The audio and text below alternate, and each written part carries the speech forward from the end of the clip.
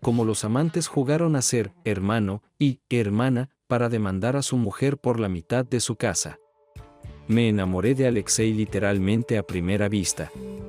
Su belleza me dejó boquiabierta. Empezamos a vivir juntos. Alexei insistió en que nos casáramos, pero yo quería verle mejor. Soy una mujer bastante rica, pero Alyosha estaba desnudo como un halcón. Y su insistencia en que firmáramos me confundió. ¿Me necesita a mí o a mi dinero? Después de todo, mi amado vivía a mis expensas y vivía lujosamente. Pero yo estaba enamorado, mi amante conmigo, y un sello en el pasaporte para mí, en principio, no significaba nada. Entonces me alegré de haber aplazado el matrimonio. De vez en cuando Alexei se marchaba una semana. Decía que iba a visitar a su madre, que vivía en un pueblecito y estaba enferma.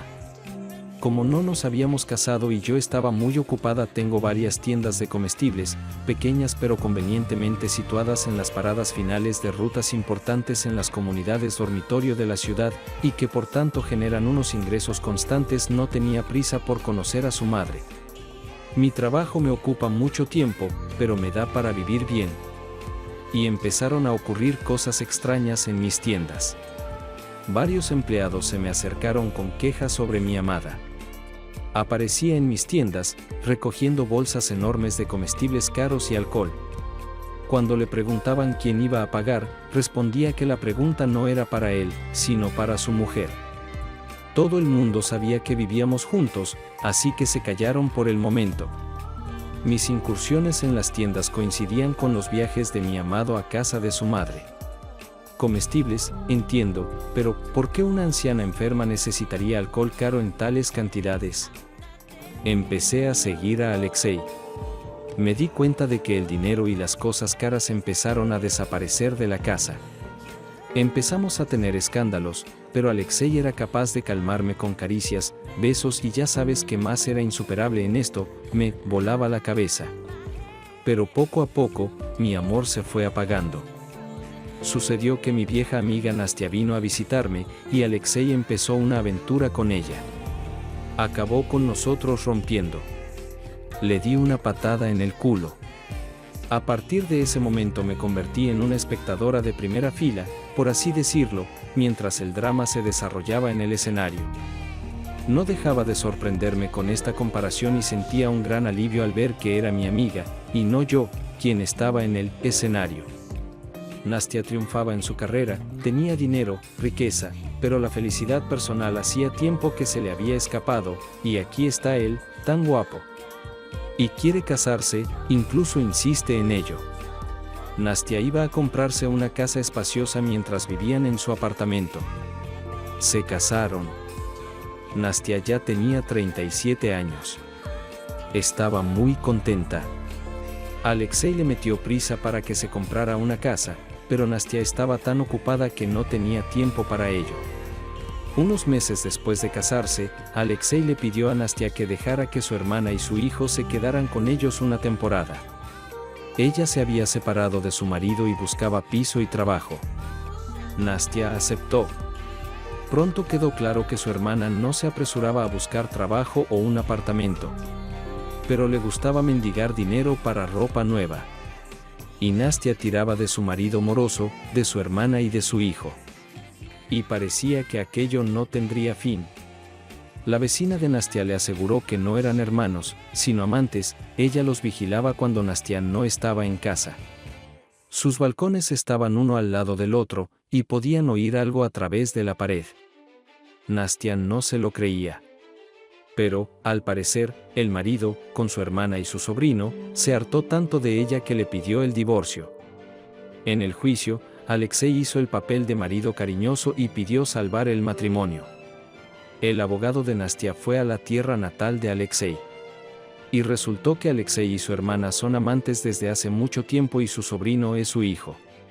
Tenían muchas ganas de que Nastia comprara la casa, pues en caso de divorcio Alexei tendría derecho a la mitad de la casa como bienes adquiridos conjuntamente. Su sueño estaba muy cerca, pero el guapo tuvo mala suerte. Y en el juicio resultó que además de mí, Nastia y la llamada hermana, el estafador matrimonial tenía otra esposa víctima. También tenía una unión de hecho con ella. Solo Nastia quería tener el estatus legal de mujer casada. Que se alegre de haber salido bien parada. El destino de Alexei me es desconocido. Se dijo que fue procesado como estafador matrimonial. Quiero utilizar los servicios de este sitio y confesarme. No piensen que soy un depravado o un amante de la bebida. Soy hogareño por naturaleza y no bebo en absoluto. Hace poco esto me ha fallado, he calculado mal con el alcohol. Pero lo primero es lo primero. Todo empezó con una nimiedad, tuve una pequeña pelea con mi marido, como le pasa a todo el mundo, no fue nada grave.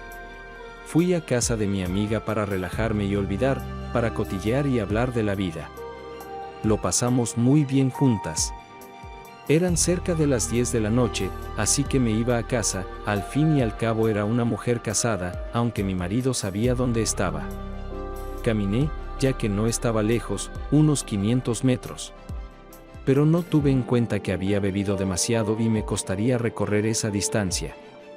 Había un coche aparcado delante de la casa de un vecino, y un tipo salió a mi encuentro y se ofreció a acompañarme. Me negué, pero él insistió y, según pensé en ese momento, parecía decente y seguro. Aunque estaba siguiendo un patrón que se describe en casi todas las clases de ligue idiota para chicos no muy seguros de sí mismos, accedí a que me llevara a casa. En el coche, me ofreció fumar un cigarrillo. Aunque no fumo, acepté por alguna razón. Estaba bastante borracha y, como iba sentada en el asiento trasero libre, me dormí un poco por el camino. Mientras dormía, notaba que me despertaba, pero no era plenamente consciente de dónde estaba. Se movió hacia atrás y puso mi cabeza en su regazo. En fin, tuvimos sexo con él, rápido y desenfrenado. Cuando terminó, me preguntó si me había gustado. Le dije que no lo sabía. Sonrió y me llevó a casa. Eran las 12:30. Al salir del coche, poco a poco empecé a entender lo que había pasado, así que di media vuelta y volví con mi amigo. ¿Cómo iba a llegar a casa con ese aspecto? Estaba terriblemente avergonzada, no sabía cómo podía mirar a mi marido a los ojos después de lo que acababa de pasar. Mi amiga se sorprendió y me preguntó dónde estaba y por qué había vuelto. Le mentí que me había quedado dormida en la entrada y que no quería volver a casa así. Gracias a Dios, no se me ocurrió contarle mi confesión de borracha a mi amiga. Luego me lavé la cara, llamé a mi marido y le dije que había bebido demasiado alcohol y que no podía volver sola a casa. Vino a buscarme, escuché un sermón sobre los peligros de la bebida e incluso nos reconciliamos. Pero lo más importante fue que no se dio cuenta. Pasaron 4 meses. Y cada día desde aquella desafortunada noche, me atormentaba con remordimientos y miedo a descubrirme, ¿y si se entera mi marido? Ese tipo podría ser el inquilino de al lado, que se jactaría de su inesperada victoria señalándome con el dedo. Me siento avergonzada y asqueada de mí misma, pero nunca podré decírselo a mi marido, le quiero mucho.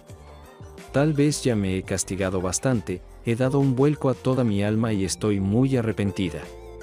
Desde hace algún tiempo mi marido empezó a beber con sus amigos hasta altas horas de la noche. Llegaba y se iba directamente a la cama. Esto duró unos 6 meses. Antes de eso, su vecina le había estado tirando los tejos, ella le enviaba mensajes y él, sinceramente, me lo enseñaba todo. No le presté mucha atención, confiaba en él al 100%. Nos reíamos y lo olvidábamos. Pero la señora era persistente, es más, yo persistía en la novia.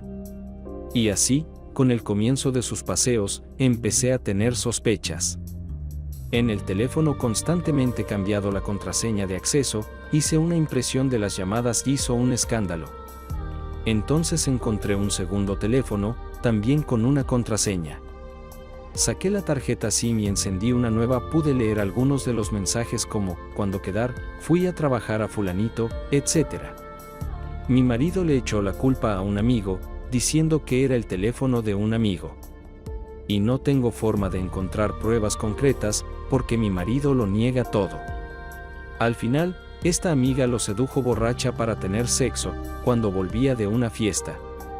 Dijo que lo dejaría en paz si se acostaba con ella aunque fuera una vez, como ella misma me contó. Creo que fue muy persistente, empezó a rayarle el coche, a ser mala cuando él se resistía. Al final cedió. Vale, habría sido una vez, pero resulta que se repitió 5 o 6 veces a lo largo de 6 meses. En casa siempre vino infeliz, la atención a mi cero, flores incluso el 8 de marzo no se molestó en darme, lo que duele mucho. Al final, a principios del verano después de otro escándalo, me escapé de él, le escribí un mensaje de texto que nos separamos, y que estoy harto de todo. Y con pena me fui a una discoteca con mis amigas, y allí ligué con un chico y al final también le puse los cuernos. Me sentí mujer por primera vez en 6 meses. Pensé que el tipo se bajaría, pero no, se bajó. Empezó a llamarme. Conclusión, mi marido se enteró. El escándalo fue grave, pero no el tipo de escándalo que yo habría esperado en caso de exposición. Entonces volvió a pasarme por la cabeza la idea de que tenía un pececito en el mar. Recogí mis cosas y me fui. Un día después volví a recoger mis cosas y me senté a hablar con mi marido durante mucho tiempo, no podíamos mirarnos, nos echábamos de menos, al parecer. Luego él mismo vino 2 veces durante el día, nos sentamos y hablamos. Finalmente llegamos a hablar de continuar la relación, a lo que le dije que no podía vivir con él después de su adulterio. Y entonces me hace la pregunta, ¿quieres que te lo compense? Y me habla de su relación con su compañero de piso. Como si fuéramos a empatar y empezar de cero. Me quedé de piedra. Aunque se salió con la suya, volvimos a estar juntos. Aunque después de esa historia, tuve mis dudas durante mucho tiempo.